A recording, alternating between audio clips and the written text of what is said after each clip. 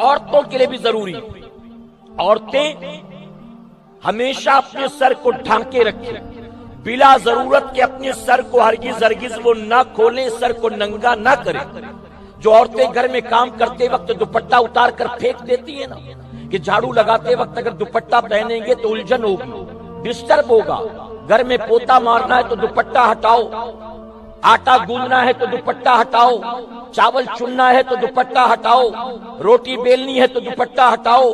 تو یاد رکھیں، کہا گیا جس گھر میں عورتیں بن دوپٹے کے رہتی ہیں اس گھر میں اللہ کی رحمت کے فرشتے نہیں آتے.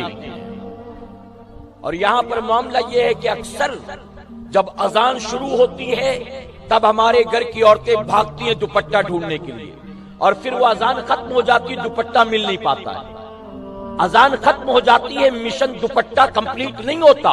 پھر بچوں سے کہتے یہیں رکھا تھا کس نے اٹھا لیا، وہاں رکھا تھا کس نے ہٹا دیا. یعنی اذان شروع ہوئی تو دوپٹہ یاد آیا، اور اذان ختم ہوتے ہوتے دوپٹہ نہ ملا. اب یہ نہیں کہ چلو اذان ختم ہو گئی دوپٹہ نہیں ملا، اگلی اذان سے پہلے ڈھونڈ کر رکھ لو. نہیں، بلکہ نہ جانے کتنے سالوں سے یوں ہی اذان کے وقت ڈھونڈا جاتا ہے اور اس کے بعد میں نہیں ملتا. اور بہت معذرت کے ساتھ کہوں گا، اگر دروازے پر کوئی گیسٹ آتا ہے، کوئی مہمان آتا ہے اور دروازہ نوک کرتا ہے یا ڈور بیل بجاتا ہے، عورت گھر کا دروازہ بن دوپٹے کے کھولتی ہے اور پھر دیکھتی ہے کہ ابا نہیں ہے، بھائی نہیں ہے، بیٹا نہیں ہے، شوہر نہیں ہے، یہ تو کوئی غیر محرم ہے. تو دروازہ کھولنے کے بعد پھر گھبرا کر بھاگتی ہے دوپٹہ ڈھونڈنے کے لیے. ہم نے کہا عقل کی ماری کم سے کم دروازہ کھولنے سے پہلے دوپٹہ لے لیا ہوتا. اب چھپانے کو رہا کیا، پہلے تو بن دوپٹے کے دروازہ کھول دیا، آنے والے نے تجھے دیکھ لیا. اب بتا رہی ہے کہ تو بڑی با پردہ ہے،